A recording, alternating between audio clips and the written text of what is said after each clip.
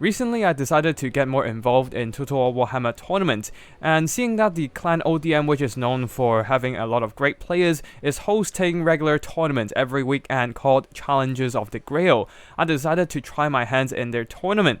Well, safe to say, things went as well as expected, getting wiped completely in both battles against ODM Carl Carmen. This is one of the battles I played against him.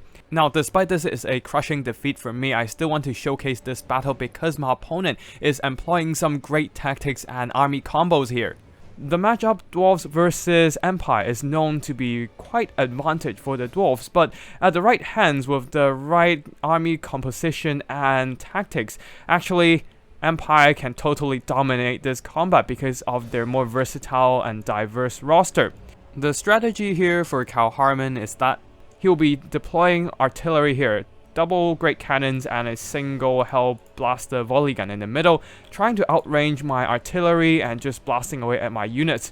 This forces my dwarf cannons, which actually has a shorter range than the Empire great cannons, to push up and fire back. And at this moment, Carl Harmon will be dropping the artillery pieces and moving back those artillery crew, avoiding all my artillery fire while also forcing my formation to be shifted. You can see that the cannons are moving upwards, even moving in front of the miners. This was partially a deliberate move as I want my opponent to focus on my cannons instead of my infantry, so I presented my artillery as a more accessible target to my opponent's firepower. But this will soon be proven as a major mistake as all this formation shifting has broken apart my dwarf bulk defenses. My focus on the artillery duel has prevented me from paying attention to all my opponent's mobility. Carl Carmen, seeing that my formation is completely broken up, decided to activate the Empire Knights and Outriders hidden behind the terrain.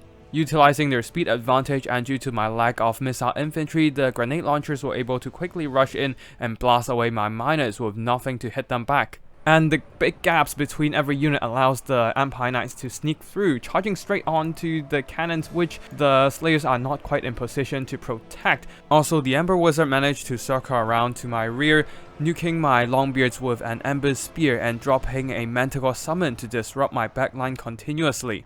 And at this point, things are basically in the control of my opponent here. All these Empire Knights are pushing forward while the Sterling's Revenge and the Silver Bullets armor-piercing missiles are kiting away at my miners. Grenade launchers as well, having that mobility advantage, they cannot be caught, and I don't have the skirmishing firepower to beat them back, especially now that all these cannons are completely routed by the Empire Knights and the Manticore earlier. There are some regrouped cannon crews here, but there's only so much they can do, as they will quickly be routed yet again with a nice awareness from Carl Carmen, seeing that I rearmed the artillery, charge in the Empire Knights and knock it off once and for all. There are still some dwarf warriors trying to make a desperate push for the Empire artillery, but before they can even get there, the Empire gunpowder will blast them to smithereens. While Thoric Ironbrow really have nothing to fight right now other than moving forward and getting blasted to hell by the volley guns. No pun intended.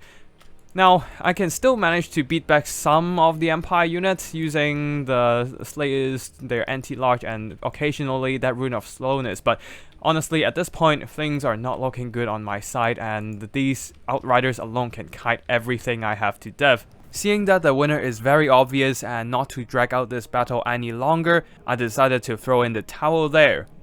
For a quick rundown of army performances, a very good game from our opponent Carl Harmon here, not so much for me. In this game, Carl Harmon has a very impressive use of the flexible roster of the Empire, using the artillery to force my cannons to react, shift around the formations, and as a result, I created some inevitable openings in the formation of the dwarf box, allowing Carl Harmon to capitalize on these mistakes using the mobility here, the Empire Knights and the grenade launcher Outriders, to run down my artillery and also blast away my infantry who lacks that kind of long-range firepower to counteract skirmishing cavalry. That is why the Empire roster can be very dangerous because of the flexibility. They have a bit of everything, and that means they can bring tools to deal with every scenario. Even against the Dwarfs, where they usually are thought to be in a disadvantage, they can still pull some surprising tactics like this to turn the tables. I might have made some major mistakes in battle, but this is still an impressive Empire build that counters the Dawi, with enough long-range firepower and mobility to pressure the Dawi backline, and some very effective anti-infantry solutions, as well as some stalking missile infantry that can avoid being targeted by artillery.